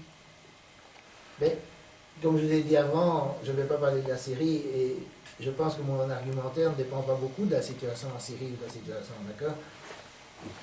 Le problème que j'ai, c'est que quand il y a une situation de guerre, pratiquement une situation de guerre, il y a le conflit, il y a une masse d'informations qui viennent de tous les camps, et c'est très très difficile de se faire une opinion précise. Après coup, on peut se faire une opinion précise, d'accord? Après coup, on peut se rendre compte que lors de la guerre du Kosovo, ils ont massivement exagéré, que les accords de Rambouillet, par exemple, qui ont autorisé la guerre du Kosovo, étaient complètement bidonnés, qu'on avait imposé des conditions inacceptables aux Serbes, etc. Après coup, par exemple, pendant la montée de la guerre en Irak, je n'étais pas à 100% sûr qu'il n'y ait pas d'armes de destruction massive, mais je citais un expert américain qui avait fait partie j'oublie son nom maintenant, mais qui avait fait partie de l'équipe d'inspection américaine en Irak, et qui disait qu'il n'y a pas d'armes de destruction massive, et qui a été témoigné au Sénat français de cela. Donc cette information était disponible, mais moi je ne pouvais pas dire qu'il n'y en a pas, parce que je suis pas sûr. Je dis ce type-là dit qu'il n'y en a pas. Alors, sur la Syrie, je peux vous écouter vous, mais moi je ne suis pas... Vous comprenez, moi je n'aime pas trop, c'est aussi un truc que je reproche aux Occidentaux, c'est de croire qu'ils savent tout, sont des pays dont ils ne parlent pas la langue, ils n'ont pas vécu, etc. Moi, je n'ai jamais été en Syrie, je ne peux pas aller partout, je ne peux pas les suivre partout. Ils ont envoyé un jour, c'est la Côte d'Ivoire, après maintenant c'est le Mali qui est déstabilisé, ils attaquent la Libye, la Syrie, l'Irak, l'Afghanistan. Moi, je suis physicien. Je réagis comme citoyen, mais je ne peux pas suivre en les détails tous ces pays dont je ne connais pas la langue, où je n'ai pas vécu, où je n'ai jamais été, où je n'ai pas le temps d'aller. Ce n'est pas en allant 3 jours, comme certains journalistes belges qui y vont et qui reviennent avec des vérités absolues sur ces pays, que moi, je n'accepte pas cette façon de faire. Et donc, pour beaucoup de choses, je suspends mon jugement, et c'est pour ça que je tiens un discours qui peut passer pour abstrait, mais qui, à mon avis, donne quand même des arguments aux adversaires de l'ingérence. Mais il peut passer pour abstrait dans le sens que, justement, je ne dis pas telle ou telle chose, et je ne suis pas d'accord avec dire je soutiens le régime syrien, parce que si ne pas faire la guerre à un pays revient à soutenir son régime, alors il y a 2 pays que je soutiens à fond, c'est les États-Unis et Israël. Je n'ai pas envie de faire la guerre aux États-Unis et Israël. Une des raisons pour lesquelles on pourrait ne pas faire la guerre, c'est parce qu'on pense qu'on va la perdre. La guerre en Afghanistan, c'est évidemment une guerre qui est perdue, donc il y avait des raisons de ne pas la faire sans soutenir les talibans. Et si vous disiez en 2002, ne faites pas la guerre, ou en 2001, ne faites pas la guerre en Afghanistan, vous étiez accusé de soutenir les talibans. C'est un truc vieux comme le monde, que quand vous êtes opposé à une guerre, vous êtes accusé de soutenir l'autre camp. Et il y a des tas de raisons pour lesquelles ne pas faire de guerre, j'en ai donné des tonnes, et une d'entre elles, évidemment, c'est aussi qu'on est convaincu que ça va mener à un carrotel et qu'on va être embourbé, etc. Il y a pensez à cette image de China Daily, vous voyez le type avec le bouclier antimissile, les pieds faméliques où il est marqué dette, et puis dans la boue d'Afghanistan, c'est la situation dans laquelle on s'est mis. Donc sur la Syrie, j'ai pas beaucoup de commentaires à faire, mais oui, on va faire. On vous a certainement reproché de dire sur certains sujets la même chose que Marine Le Pen. Alors est-ce que vous ne pensez pas que si on ose briser certains tabous sur la question de la non-ingérence, on ne devrait pas avoir le courage de briser d'autres tabous sur lesquels la gauche a souvent tendance à lancer l'anathème. Écoutez, moi je ne lance l'anathème à personne. Hein. Non, la question de Marine Le Pen, bon, est-ce qu'on m'a reproché? Oui. C'est-à-dire que ce que je n'accepte pas, c'est ce genre d'amalgame, parce que la situation justement est tellement compliquée. Et la gauche a adopté, à mon avis, des positions tellement catastrophiques sur beaucoup de choses. Elle a accepté, en fait, le néolibéralisme. Elle a encouragé, en tout cas en Europe, en dehors de Suisse, à travers la construction européenne, qu'elle a soutenu avec un grand enthousiasme. Elle a déplacé les questions sociales vers les questions sociétales. Elle a accepté le droit d'ingérence. Elle applaudit la censure quand il s'agit de lutter soi-disant contre le racisme et l'antisémitisme, je dis soi-disant parce que quand Pierre Péan, par exemple, qui est un historien, écrit un livre hétérodoxe sur l'histoire de l'Afrique, il est traîné au tribunal pour incitation à la haine raciale. Quoi qu'on pense de ces thèses, je n'ai pas d'opinion sur ces thèses, je trouve ça scandaleux. Dites-moi quels sont les tabous que je devrais... Totalement différents. Il y a au CERN un groupe qui s'appelle Concern, de physiciens comme vous qui veulent à tout prix montrer qu'ils sont de bons citoyens, qu'ils sont engagés, mais qui prennent, au fond, le fait qu'ils soient physiciens et scientifiques ne jouent aucun rôle dans leur prise de position. Ils prennent des positions souvent très politiquement correctes, mais où leur valeur ajoutée de scientifique ne joue pas de rôle. Et c'est souvent le cas, généralement, lorsque on veut des débats science-citoyens. Vous avez un passé sulfureux, vous avez un passé de scientifique qui a voulu pousser jusqu'au bout l'honnêteté scientifique, en dénonçant des impostures. Est-ce que des gens comme vous ne peuvent pas introduire un nouveau type de débat, puisque votre projet, c'est, semble-t-il, de régénérer la gauche, d'une certaine manière, est-ce que vous n'avez pas quelque chose sur le plan intellectuel, sur le plan scientifique, sur le plan de la rigueur et sur le plan de l'honnêteté, que je vous connais et qui devient une denrée rare, est-ce qu'il n'y a aucun lien entre le combat que vous avez mené avec Sokal et celui que vous menez ici? Non, j'aime pas trop mélanger les débats philosophiques et scientifiques et les débats politiques parce que ça crée plus de confusion que d'éclairage. Et moi, je n'aime pas, nulle part dans mon exposé, je n'ai dit voilà, je suis scientifique, j'ai l'autorité des scientifiques, etc. J'aurais peut-être dû le dire au début, mais j'agis seulement comme citoyen et tous les faits que j'invoque sont publiquement disponibles. Je veux dire, rien de ce que j'ai dit n'est contesté. Je veux dire, je n'ai pas. J'ai fait appel à aucun fait, si vous voulez, qui n'est pas, ou citation, qui ne sont pas... Mais Chomsky fait pareil. Personnellement, je partage de loin pas toutes les opinions de Chomsky, mais pourtant son mode de pensée est un mode beaucoup moins militant et beaucoup moins subjectif et beaucoup moins, je trouve, malhonnête que la plupart des gens qui partagent ces opinions. D'une certaine manière, vous êtes un peu le nouveau Chomsky, si je peux me permettre. Ça c'est gentil de dire ça, mais je ne sais pas. Oui, ok, mais en tout cas, c'est vrai que je considère sa méthodologie comme effectivement le fait qu'il se base sur des documents publiquement disponibles et qu'il ne fait pas de conjectures ou de ce qu'on appelle peut-être à tort des conspirations. J'aime bien cette façon de procéder parce qu'on a des arguments, après des raisonnements, on peut les discuter, mais au moins les questions de faits, il y a tellement de faits, biaisés, il y a tellement de biais, par exemple dans les médias, etc., qu'on n'est pas obligé de même dire quoi que ce soit de plus sur les médias que de montrer toutes les déformations qui ont été données, quoi. Donc, bon, je ne vais pas répondre trop généralement, parce que l'histoire de Marine Le Pen, je ne veux pas me lancer dans un débat sur Marine Le Pen, je n'ai pas d'acquaintance ou de proximité idéologique ou politique avec Marine Le Pen. C'est vrai que j'ai peut-être dit, et je le dis, que sur la question de l'ingérence et sur d'autres questions, c'est vrai qu'elle dit des choses que je trouve que la gauche devrait dire et que la gauche ne dit pas, ça c'est vrai. Et ça ne fait pas de moi un disciple ou un partisan du Front National. Non, mais il faut du courage quand on est de gauche pour oser dire ça, parce qu'effectivement, on sait quels reproches on va encourir. Et le fait d'oser défier les réflexes de son camp, oui, est ça, plutôt une chose. Ça, je suis commencé à être habitué à ce camp, parce que depuis le début des guerres humanitaires, j'ai toujours des problèmes avec ce camp. Je le disais encore, donc je ne sais pas très bien de quel camp on parle. Monsieur ? Il y a quelque chose que vous avez négligé de dire en parlant d'une intervention humanitaire, c'est que de nos jours, l'écrasante majorité des victimes sont des civils. Enfin, ça parle maintenant de 90%. Oui. Ce qui fait que soutenir une intervention humanitaire, c'est soutenir une opération qui va toucher surtout ceux qu'on dit qu'on veut protéger. Donc, en se lançant dans une telle opération, on se lance dans une opération où on va tuer les gens qu'on est censé protéger. Et, donc, c'est voué à l'échec dès le départ. Donc, c'est un non-sens. Ça, c'est vrai. Par exemple, encore une citation que j'aime bien sur les défenseurs des droits de l'homme, c'est que quand il y a eu l'invasion de l'Irak, juste au moment de l'invasion, donc en décembre 2003, Human Rights Watch a dit, afin de préserver sa neutralité dans l'évaluation de l'adhésion au droit de la guerre dans le conflit irakien, Human Rights Watch n'a pas pris position sur la question de savoir si la guerre elle-même était justifiée ou légale. Or, le fait qu'elle était illégale n'était pas très compliqué, il ne fallait pas être un génie pour voir ça.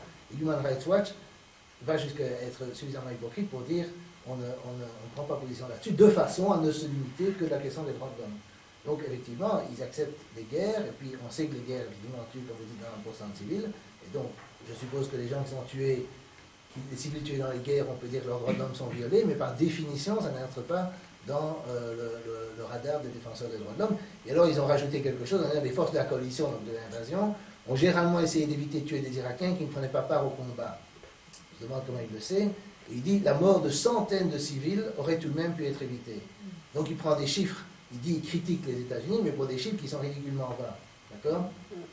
C'est comme disait, Hitler a envahi l'Union soviétique, mais il y a des milliers de morts qui auraient pu être évités. C'est absurde, ça se compte en millions. Donc, je veux dire, le fait de faire ce genre de critique, c'est une façon subtile et hypocrite de faire la défense. Mais il y a une remarque que je voulais faire avec les 90% à propos de la personne qui a parlé des conventions de Genève. Je ne veux pas être contre les conventions de Genève, surtout pas aujourd'hui et ici, mais comment dirais-je, un des effets pervers des conventions de Genève, c'est qu'effectivement, depuis que les conventions de Genève existent, en fait, le nombre qui sont supposés protéger les civils dans les guerres, le pourcentage de civils dans les guerres, morts dans les guerres a tendance à augmenter. Et un des effets pervers, c'est que d'une part, dans les guerres, chacun peut accuser l'autre de violer les conventions de Genève. Dans toutes les guerres, chacun a raison que l'autre viole les conventions de Genève. Donc ça rentre dans ça donne, si on n'est pas vigilant, une arme à la propagande de guerre d'une part, et d'autre part, ça donne l'illusion des guerres propres, des guerres à zéro mort. Mais zéro mort, c'est toujours dans le camp de l'agresseur, c'est pas zéro mort dans le camp Et comme vous dites vous-même, c'est en général des morts civiles. On aura des guerres propres quand les drones seront capables de distinguer le sexe de leurs victimes. Oui, c'est ça. Hein?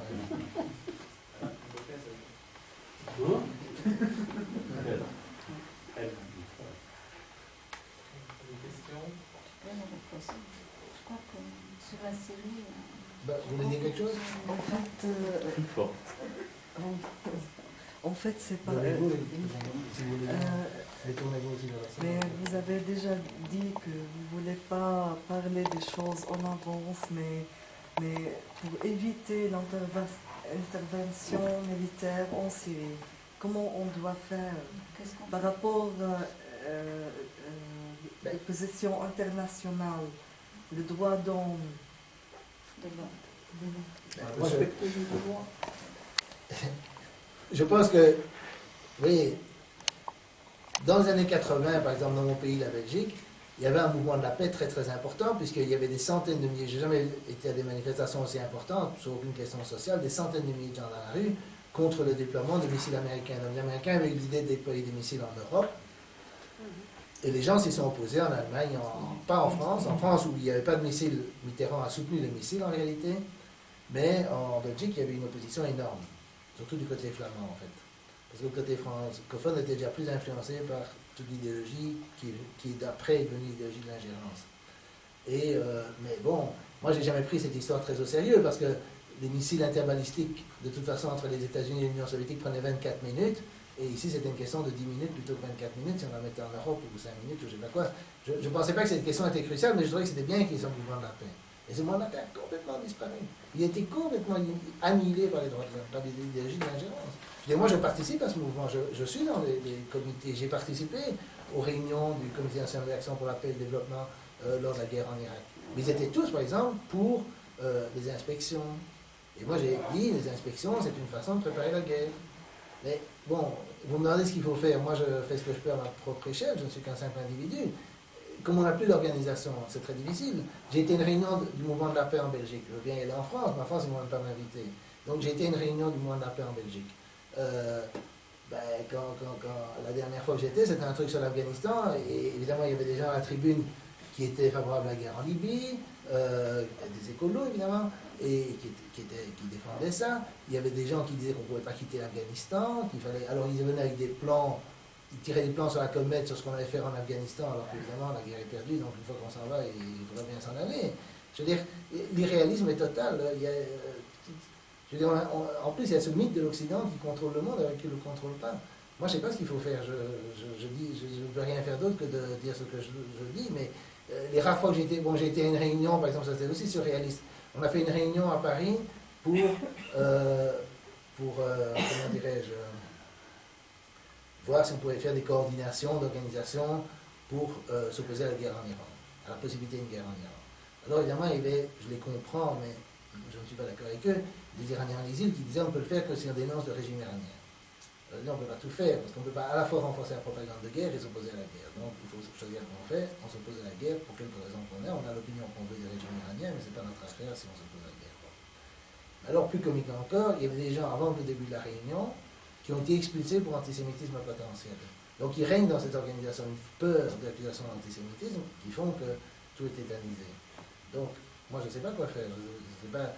Il y a des petits groupes qui s'organisent, mais ils sont tous marginaux. Et si vous allez vers les grandes organisations, enfin grandes, qui sont déjà pas si grandes que ça, genre Front de Gauche, PCF, etc., tout est bloqué parce que les gens qui sont radicaux, ou qui sont supposés être radicaux, que moi j'appellerais modérés comme moi, mais qui sont supposés être radicaux, sont éliminés pour antisémitisme, souvent, ou bien alors l'idéologie des droits de l'homme fait qu'il ne faut pas soutenir le régime. Il y a toute la rhétorique qu'il ne faut pas soutenir votre régime, et vous êtes éliminé aussi.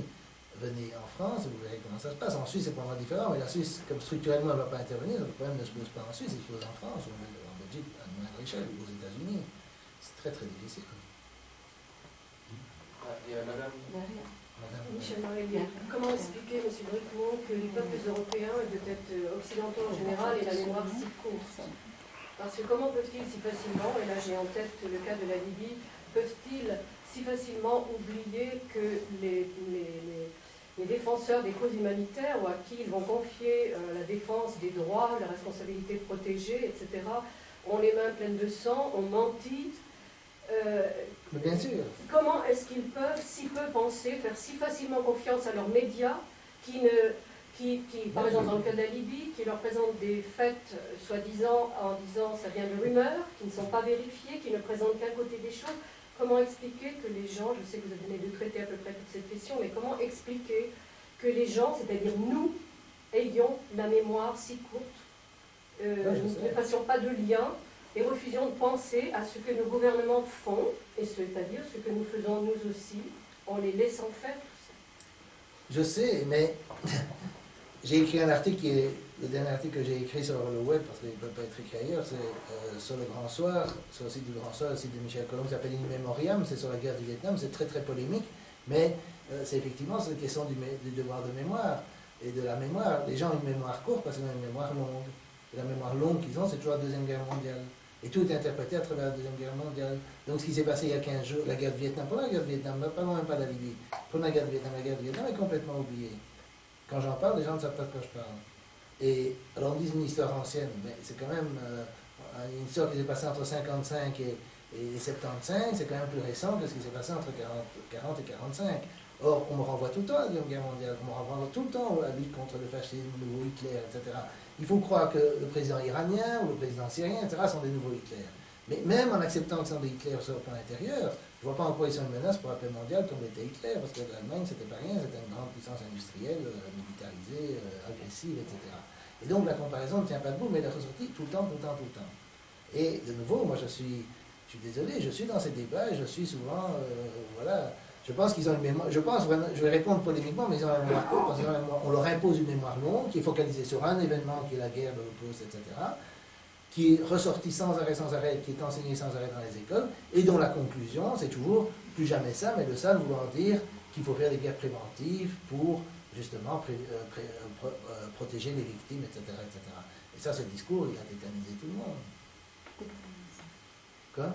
Oui, Attends, il y avait quelqu'un. Vas-y, David. Oui. Ce n'est pas pour répondre à votre place, madame, mais je rappelle que vous avez commencé par dire un principe fondamental constituant le droit international, à savoir la souveraineté nationale. Donc, en respectant les principes fondamentaux de droit international, on peut résoudre les problèmes par le dialogue et par la coopération, et pas par la guerre. Et c'est le fondement de la Charte des Nations Unies. Et en plus, c'est-à-dire pour la Syrie, maintenant, il y a l'hypocrisie occidentale, il faut que je le dise franchement, avec la Ligue arabe, l'hypocrisie de la Ligue arabe qui est enlevée par Qatar et l'Arabie saoudite et qui mène une guerre, l'Arabie saoudite, au Bahreïn, comme il était mentionné, mais aussi il finance, il aide, il envoie des armes aux opposants syriens. Et ça, c'est contre le principe et la résolution que j'ai annoncée tout à l'heure, qui était prise en 1970 déjà. C'est-à-dire, le devoir des États n'est pas s'ingérer dans les affaires. Et pour les sanctions économiques, il y a un deuxième principe, si vous me permettez, et ça c'est sûrement les mentionné dans votre livre, d'ailleurs j'aimerais obtenir un exemplaire. Sûrement, c'est-à-dire, les sanctions économiques sont interdites lorsque elles pénalisent le peuple. Et ça, c'est l'article 1er de Convention de droits de l'homme. C'est-à-dire, les deux conventions, c'est un article commun entre la charte, entre la convention relative aux droits civils et politiques et la deuxième charte relative aux droits économiques, sociaux et culturels. C'est un article commun, ce n'est pas permis de sanctionner ou priver un peuple de ses moyens d'existence. Et lorsque on prend des sanctions économiques, ça touche les peuples avant les dirigeants. Et on l'a vu en Irak, on l'a vu ailleurs. D'ailleurs, partout, les sanctions économiques, c'était le jeu de l'impérialisme mondial, c'est-à-dire ces voyous, ces criminels qui veulent détruire un pays pour reconstruire de nouveau. Et ça, c'est très dangereux. Donc, pour la Syrie, c'est le dialogue, et c'est la coopération internationale et pas l'ingérence dans les affaires intérieures, et notamment le pouvoir en place en Syrie est ouvert au dialogue. Merci. Et même si on n'est pas d'accord, même si on n'est pas d'accord avec ça, je pense qu'il faut comprendre que l'ingérence occidentale, et je pense que la Libye a été probablement l'ingérence de trop, même si BHL au Festival de Cannes considère ça comme un grand succès, mais ça a peut-être été l'ingérence de trop parce que justement ça a levé la coalition contre l'ingérence ultérieure en Syrie, en Iran, etc. Et l'ingérence tue l'ingérence, c'est-à-dire si vous utilisez l'ingérence unilatérale tout le temps, vous empêchez même la possibilité de pression internationale réelle, de coopération internationale pour résoudre des problèmes de droits de l'homme en acceptant l'analyse standard de la Syrie, que je n'accepte pas nécessairement, mais même si on l'acceptait, on peut dire que ce qui rend impossible la résolution du problème en Syrie, c'est cette ingérence qui veut armer des rebelles, qui veut militariser les conflits, veut toujours militariser les conflits, parce que c'est toujours sur le plan militaire qu'ils se sentent forts. Et ils ne sont même pas forts sur le plan militaire. Même ça, c'est une illusion, parce que l'Irak n'est pas une victoire, l'Afghanistan n'est pas une victoire, etc. Gaza, ça n'a pas été une victoire, la guerre contre le Liban, ça n'a pas été une victoire. L'Occident n'a même pas les moyens militaires de sa politique. Il n'a pas les moyens économiques de sa politique. C'est du délire. Moi, je n'attaque pas, il ne faut pas me prendre pour anti-occidental, c'est moi qui suis pro-occidental. Ce sont les gens qui nous poussent dans des guerres sans fin qui sont anti-occidentaux. Une précision sur l'intervention en Libye. En 2007, Sarkozy a été élu au mois de mai. En juillet, il a passé ses vacances à Bar Harbor dans le Maine avec M. Bush. Et là, ils ont conclu un accord. Sarkozy a accepté que la France se réintègre au sein de l'ONU. En retour de l'OTAN. De l'OTAN, pardon. Excusez-moi, de l'OTAN. de l'OTAN. En retour, il avait besoin de deux choses. Premièrement, il avait besoin de pétrole. De Gaulle avait basé le programme nucléaire en France sur l'idée que la France ne voulait pas se mêler de tout ça et la France soit indépendante grâce à ses réacteurs nucléaires qui sont un désastre aujourd'hui. Et les Français le savent. Donc ils ont besoin de pétrole, d'hydrocarbures, du gaz surtout. Et puis en France aussi, on a le problème que le chauffage est surtout par électricité, basé sur l'idée que l'électricité nucléaire va être un très bon marché. L'électricité, c'est le produit le chauffage le plus cher du monde. Donc la France est confrontée à un problème important. Donc ils avaient besoin de pétrole, ils avaient besoin de briser aussi le projet de Kadhafi de créer une monnaie africaine qui remplacerait le Fonds africain dirigé par Paris, qui permettait à Paris une emprise sur les économies des anciennes colonies françaises. Donc, en retour pour la réintégration de l'OTAN, la France a eu le droit à une intervention en Libye, et maintenant la France est en Libye. Alors, la France, les sociétés pétrolières françaises sont là, et puis en plus, la France a accès à l'eau, et puis aussi la monnaie africaine n'existera pas. Donc voilà. Mais jusque-là, la coopération entre la Libye et les pays occidentaux avait bien marché. Donc ce n'était pas que tout d'un coup il y a eu une crise, c'est qu'il fallait quand même faire tomber Kadhafi pour tenir la promesse à la France. Et de toute façon, Kadhafi voulait tuer depuis longtemps. Donc ils pouvaient s'en passer parce qu'en 1986, quand ils ont bombardé, sous Reagan, quand ils ont bombardé la Libye, le but était avoué par le Pentagone avait été de tuer Kadhafi. Voilà. Donc finalement ils ont décidé, bon tant mieux, tant pis, on va s'en débarrasser, mais là ça va se permettre aussi de prendre une emprise encore plus forte sur le bassin méditerranéen, et la France sera là à côté de nous maintenant en tant qu'allié et membre de l'OTAN. Merci beaucoup. On va conclure sur la dernière observation. Je ne sais pas si tu réponds. Les enfants, ils attendent ici, ils sont venus ici. D'accord. Alors, je vous remercie de votre présence et il y a un apéro qui est offert en sortant. Allons se saouler. Histoire de vous altérer.